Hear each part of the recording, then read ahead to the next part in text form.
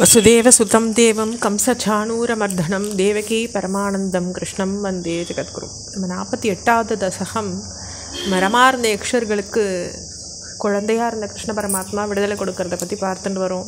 இதில் 6 ஸ்லோகங்கள் வரைக்கும் பார்த்தோம். இந்த மரங்கள் ஆடி அசைஞ்சு வீழ்த்தப்படுறத பார்த்தோம். சுவாமி குழந்தையால் அது மரம் வீழ்த்தப்பட்ட ஆயிடுறது. அடுத்து 7வது ஸ்லோகம்.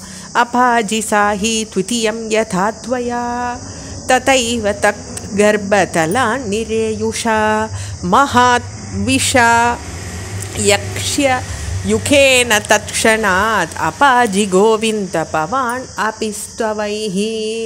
இப்போ கோவிந்தான்னு அழைக்கிறார். எப்போ 2 மரங்களும் உம்மால் முறிக்கப்பட்டதோ அப்பயே அந்த மரங்களில் அடங்கி இருந்த தரையிலிருந்து ரொம்ப பிரகாசமாக வெளிக்கிளம்பின 2 யக்ஷர்கள் உடனே துதிகளால் போற்றப்பட்டவரா நீர் இருந்தீர் இல்லையா, அவள் 2 பேரும் உங்களை துதிச்சா அப்படின்னு அந்த 7வது ஸ்லோகம் சொல்கிறது. இஹான்ய பக்தோபி சமேஷ்யதி கிரமாத் பவந்தமேதௌ கலுருத்ர சேவகௌ முனி பிரசாதாத் பவதங்கிரி அமாகதௌ விரணாணௌ கலு பக்தி முத்தமம். அப்போ சிவபக்தர்களாக இருந்த இவா நாரத முனியின் அருளால் உம்முடைய திருவடியை அடைஞ்சாங்க. ஏன்னா நாரத முனி தான் அவளுக்கு சாபமும் கொடுத்து அதுக்கான மோட்சத்துக்கான விடையும் கொடுக்குறார்.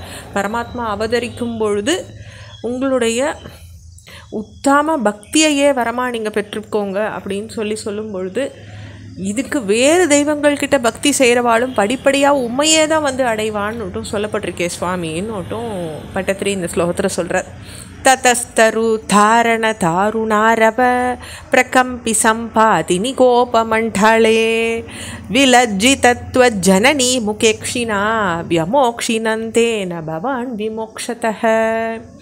அதுக்கு பிறகு இடையர் கூட்டம் மரங்கள் முறிஞ்சு விழுந்த பயங்கரமான சத்தத்தால் நடுங்கிட்டு வந்தபோது வெட்கி நின்ற உம்முடைய தாயின் முகத்தை உற்று நோக்கி நந்த கோபரால் எல்லாராலையும் நீர் விடுவிக்கப்பட்டீர் இல்லையா. இப்படி குழந்தை மாட்டி கொடுத்தே 2த்துக்கும் நடுவுலன்னுட்டு அவள் எந்த லீலையை பற்றியும் தெரிஞ்சுக்காதவா பயந்துக்கும் பொழுது நந்தகோபராலையும் உம்முடைய தாயாராலையும் நீர் விடுவிக்கப்பட்டீர் அப்படின்றத இந்த 9வது ஸ்லோகம் சொல்கிறது.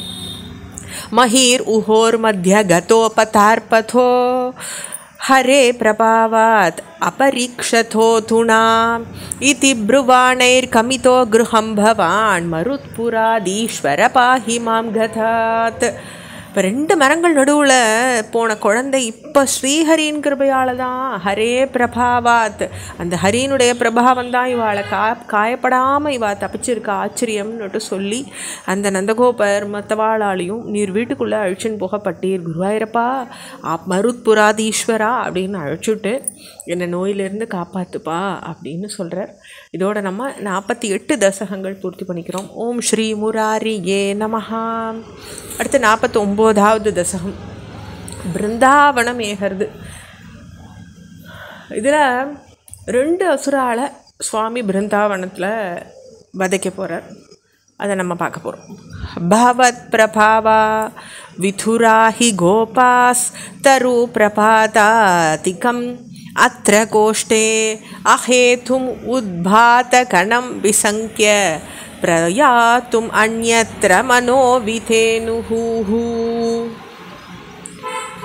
அப்போது கோபர்கள் உம்முடைய மகிமையை அறியாமல் இந்த கோகுலத்தில் மரம் காரணம் இல்லாமல் முறிஞ்சுடுத்து அதனால் ஒரு துர்நிமித்தம் வந்துடுத்தோன்னு சிந்திச்சுட்டு வேறு இடம் போக அவள் தீர்மானிக்கிறாள். ஏன்னா மற்றவாளுக்கு அவளுக்கு பயம் உண்டாருது. சரி வேறு இடம் போகலாம், இந்த கோகுலம் வேண்டாம்னுட்டு அவள் தீர்மானிக்கிறாள். தத்ரோபனந்தா பிதகோபவரியஹ ஜகௌ பவத் பிரேரணயைவ நூனம் இத பிரதீஷ்யாம் விபினம் மனோஜ்ஞம் பிருந்தாவனம் நாம விராஜதீதி. நிச்சயமாக அது சுவாமி உம்முடைய பிரேரணையால் தான் நடந்திருக்கணும். ஜகௌ பவத் பிரேரணயைவ நூனம், நீ தான் அதை பண்ணியிருக்கணும். அங்கிருந்த உபானந்தன் அப்படின்ற முக்கியமான கோபன் இந்த இடத்துக்கு மேற்கில் பிருந்தாவனம்னு ஒரு அழகான வனம் இருக்குன்னு அதை பற்றி சொல்கிறாங்க.